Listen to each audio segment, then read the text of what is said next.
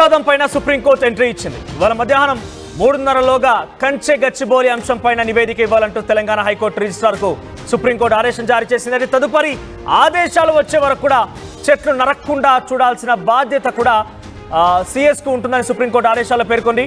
అయితే హైకోర్టులో జరిగేటువంటి ప్రొసీడింగ్స్ పైన స్టే ఇవ్వడం లేదన్నారు సుప్రీంకోర్టు. సో మనం చూస్తున్నాం ఆర్టీవీ స్క్రీన్ పైన ఇది హెచ్సియు భూములకు సంబంధించిన అంశం పైన వివిధ సామాజిక మాధ్యమాల్లో సోషల్ మీడియాలో వైరల్గా మారిన ఫోటోలు దృశ్యాలు ఇవన్నీ కూడా ఇప్పటికే చాలా పెద్ద సంఖ్యలో జేసీబీలు అక్కడికి చేరుకున్నాయి, బుల్డోజర్లు చేరుకున్నాయి, చెట్లు నరికేటువంటి కార్యక్రమం కొనసాగుతుంది. దీన్ని చాలా తీవ్రంగా హెచ్సియు విద్యార్థి సంఘాలు విద్యార్థులను కూడా వ్యతిరేకిస్తున్నారు. తాజాగా దీంట్లో సుప్రీంకోర్టు కూడా ఇన్వాల్వ్ అయింది. సుప్రీంకోర్టు ఈరోజు మధ్యాహ్నం 3:30లోగా కంచె గచ్చిబౌలి అంశం పైన నివేదిక ఇవ్వాలంటూ హైకోర్టు రిజిస్ట్రార్ని ఆదేశించింది. తదుపరి ఆదేశాలు వచ్చే వరకు కూడా ఇక్కడ చెట్ల నరికివేత ప్రక్రియ ఉండకూడదు అంటూ సిఎస్కి సుప్రీంకోర్టు ఆదేశాలు జారీ చేసింది. హైకోర్టులో జరిగేటువంటి ప్రొసీడింగ్స్ పైన కూడా స్టే ఇవ్వడం లేదని చెప్పి సుప్రీంకోర్టు తేల్చేసింది. మరి హైకోర్టు ఒకవైపు తీర్పు ఇవ్వాల్సి ఉంది, సుప్రీంకోర్టు కూడా ప్రొసీడింగ్స్ పైన ఎటువంటి స్టే ఇవ్వలేదంటూ తేల్చేసింది. ముఖ్యంగా దీనిపైన ఒక నిర్దిష్టమైనటువంటి నివేదిక ఇవ్వాలని కూడా హైకోర్టును ఆదేశించిన నేపథ్యంలో ఎలా ఉంటుందో చూడాలి. ఒకసారి ఈ అంశం పైన ముఖ్యమంత్రి రేవంత్ రెడ్డి ఏం మాట్లాడారో చూద్దాం. గచ్చిబౌలిలో భూమి మీరు ఏం చేయొద్దని అధ్యక్ష దాదాపుగా 25 సంవత్సరాలు అనుకుంటా. 25 సంవత్సరాల క్రితం బిల్లిరావు అనే వ్యక్తికి, ఒక ప్రైవేట్ వ్యక్తికి, ప్రైవేట్ సంస్థకు ఆ భూమి కేటాయించారు. 25 సంవత్సరాల నుంచి ఏ రోజు కూడా సెంట్రల్ యూనివర్సిటీ దగ్గర ఆ భూమి లేదు. తెలంగాణ ఉన్న కంబైన్డ్ రాష్ట్రంలో 2006లో ఆనాడు కాంగ్రెస్ పార్టీ రద్దు చేసింది ఆ కేటాయింపు. అక్కడి నుంచి కోర్టు కేసులు జరిగినాయి. 2014లో తెలంగాణ రాష్ట్రం వస్తే 2024 వరకు 10 సంవత్సరాలు గత ప్రభుత్వం బిల్లిరావు నుంచి భూమి గుంజుకోలేదు అధ్యక్ష. నేను వచ్చిన వెంబడే సుప్రీంకోర్టు వరకు వెళ్ళి కొట్లాడి ఒక ప్రైవేట్కు ఐఎంజీ భారత్ అని ఒక ఫేక్ కంపెనీకి కేటాయించిందని ఆరోపణలు ఎదుర్కొంటున్న భూమిని సుప్రీంకోర్టులో కూడా కేసు గెలిచి ఆ భూమిని వెనక్కి తీసుకొని ఆ భూమిని ఈరోజు మనం అభివృద్ధిలో భాగంగా టీజీఐఐసి కేటాయించి అక్కడ ఐటీ కంపెనీలు ఇతర పరిశ్రమలు రావడానికి అవసరమైన లేఅవుట్ చేయండి అని చెప్పి ఈరోజు ఒక అభివృద్ధి కోసము ఒక కాంక్రీట్ ప్రపోజల్తో ముందుకు వస్తే ఈరోజు అక్కడ ఏదో రిజర్వ్ ఫారెస్ట్ ఉన్నట్టు, రిజర్వ్ ఫారెస్ట్లో అత్యంత ఏమంటారు జీవరాశులు ఉన్నట్టు, జింకలు, పులులు, సింహాలన్నీ ఆనే ఉన్నాయి అన్నట్టు. జింకలు, పులులు, సింహాలు లేవు అధ్యక్ష. చుట్టుముట్టుతో కొన్ని గుంటనక్కలు చేరి ఇట్లా వ్యవహరిస్తున్నాయి అధ్యక్ష. గుంటనక్కలకు గుణపాఠం చెప్తాం అధ్యక్ష. ముఖ్యమంత్రి రేవంత్ రెడ్డి చెప్తున్న ప్రకారం ఒకసారి చరిత్రలో గనక వెళ్తే 2004లో జనవరి 31న అప్పుడు టీడీపీ ప్రభుత్వం అధికారంలో ఉన్నప్పుడు నారా చంద్రబాబు నాయుడు బిల్లిరావు అనేటువంటి ఒక ప్రైవేట్ వ్యక్తికి ఐఎంజీబీ అటువంటి ఒక కంపెనీకి, ఫ్లోరిడా కంపెనీకి ఈ 400 ఎకరాల భూమిని కట్టబెట్టడం జరిగింది.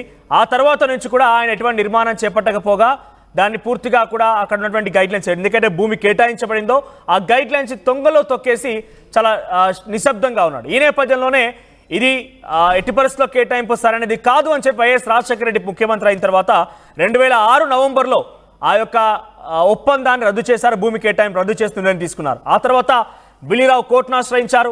లీగల్గా బిల్లిరావుకి వ్యతిరేకంగా YS Rajasekhara Reddy legal fight ఎదుర్కొన్నారు, కిరణ్ కుమార్ రెడ్డి లీగల్ ఫైట్ ఎదుర్కొన్నారు, రోషయ్య లీగల్ ఫైట్ ఎదుర్కొన్నారు. కానీ 2014 నుంచి ఎటువంటి లీగల్ ఫైట్ లేదు అని ముఖ్యమంత్రి రేవంత్ రెడ్డి చెప్తున్నారు. బీఆర్ఎస్ పార్టీ పూర్తిగా వదిలేసింది, కేసీఆర్ కనీసం పట్టించుకోలేదని చెప్తున్నారు ఆయన.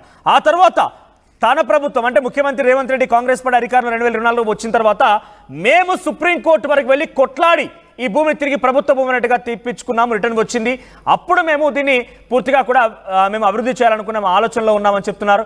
కొంతమంది ఈ అటవీ ప్రాంతం అని చెప్తున్నారు, దీంట్లో ఏదో జంతువులు ఉన్నాయి, ఏదో పులులు ఉన్నాయి, సింహాలు ఉన్నాయి, జింకలు ఉన్నాయని చెప్తున్నారు.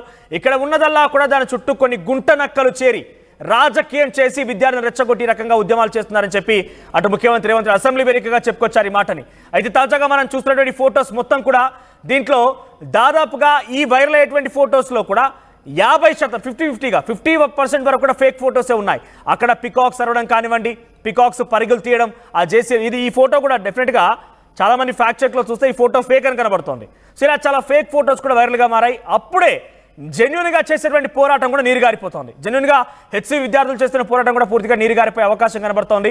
ఇప్పటికే ఇది రాష్ట్ర వ్యాప్తంగా ఉద్యమంగా దారితీసే అవకాశం కూడా కనబడుతోంది. కానీ ప్రభుత్వం అంత ఎట్టి పరిస్థితుల్లో ఒప్పుకోవడం లేదు. అది డెఫినెట్గా ప్రభుత్వ భూమే, తమ ఇష్టం వచ్చినట్టుగా అభివృద్ధి చేస్తామంటూ ప్రభుత్వం పట్టుబట్టుకొని కూర్చుంది. ముఖ్యమంత్రి రేవంత్ రెడ్డి కూడా అదే మాట్లాడుతున్నారు, మంత్రివర్గం కూడా అదే మాట్లాడుతోంది. కావాలని ఎవరైనా కనుక రాజకీయం చేస్తే ఎట్టి పరిస్థితుల్లో కూడా చర్యలకు ఉపక్రమించమంటున్నారు. ముఖ్యంగా మన హెచ్సి విద్యార్థుల పైన కూడా చాలా కర్కశంగా దారుణంగా లాఠీ చార్జ్ కూడా చేశారు. మనం చూస్తున్నాం దృశ్యాలు చూడండి. ఇక్కడ హెచ్సి విద్యార్థులపై ఏ రకంగా వాళ్ళు ఒక ఉద్యమాన్ని పూర్తిగా పోలీసులు అణచివేస్తున్నారు, పోలీసులు లాఠీచార్జ్ చేస్తున్నారు అనేది.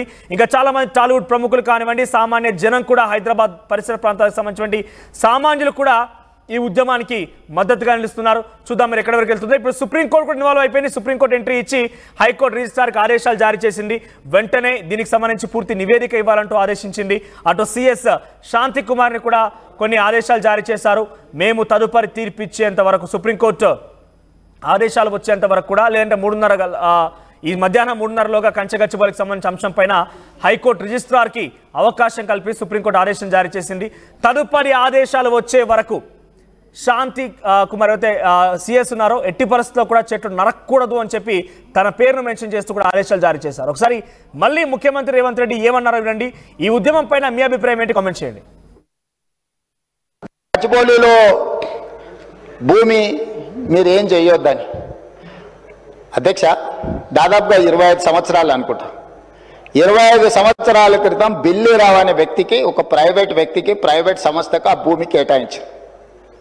25 సంవత్సరాల నుంచి ఏ రోజు కూడా సెంట్రల్ యూనివర్సిటీ దగ్గర భూమి లేదు.